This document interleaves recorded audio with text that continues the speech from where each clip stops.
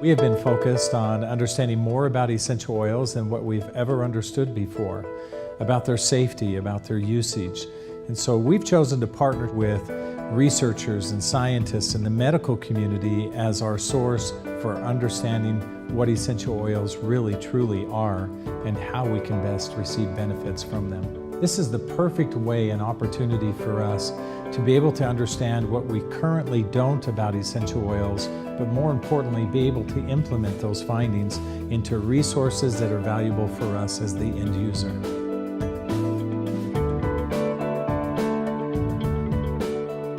I'm a physician assistant with Duke University Hospital, and I work in the Department of Surgery with plastic surgery and orthopedic surgery. I wanted to start with a quality improvement project and use the oils on patients after breast reconstruction to help with sleep, pain control, and mood.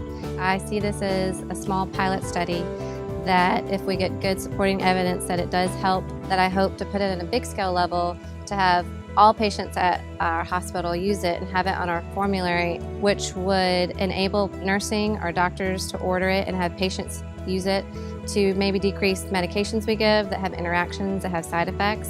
I'm going to have the lavender given to the patient before surgery, actually while they're asleep during surgery, after surgery, and then applying it to the skin and let the patient inhale it to help with relaxation. The goal is to, over time, to see decrease in pain scores, to see maybe decrease in the narcotic use or the pain medication, and to hopefully see improvement in their mood, their anxiety, and maybe seeing some improvement in their sleep.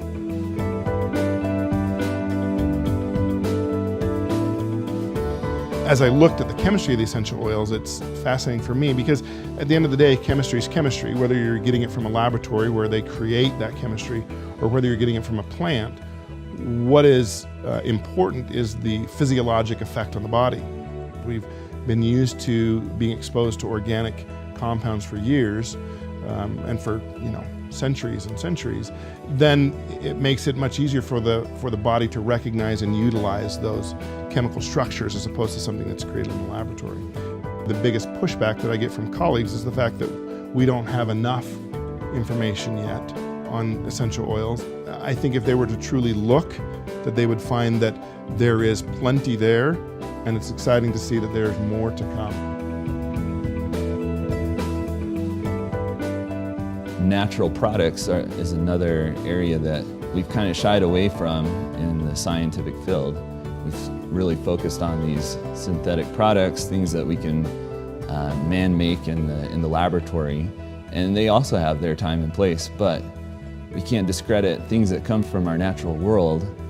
Some of the greatest drugs that have ever been developed are things that have come from natural products.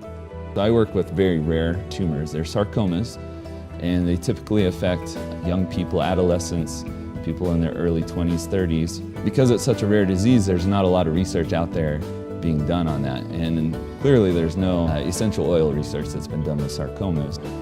Right now what I've done is looked at several different essential oils and done a lot of assays where we've looked at cells in a dish and saw that there was a nice response to many of these oils at sub-toxic levels.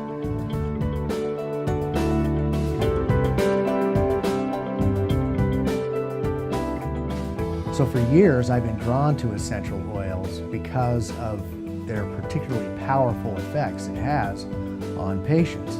As I've attended to the many needs patients have, some of those are to help them be more relaxed in the clinical setting. And so all of my patients for the last many years when they come in have a complimentary hand, forearm, foot, and calf massage with essential oils that have an excellent track record helping people relax. And in some clinical studies, demonstrate decreased heart rate, blood pressure, and overall anxiety. We're doing some research right now where we're following patients before they have the therapy and after, and actually testing their blood pressure and assessing their heart rate and assessing their amount of anxiety prior to and after, and have found an excellent response to this particular type of therapeutic modality.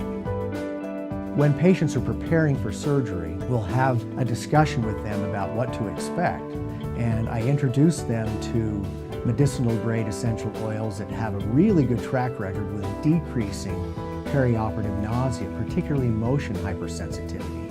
And so what we'll do is give them a spritzer of that particular essential oil in their palm, and they're given instructions not to touch their face, just to take deep breaths through their nose and through their mouth to deliver that particular essential oil to the part of their body that needs that. The 4 that I use are peppermint, ginger, spearmint, and cardamom.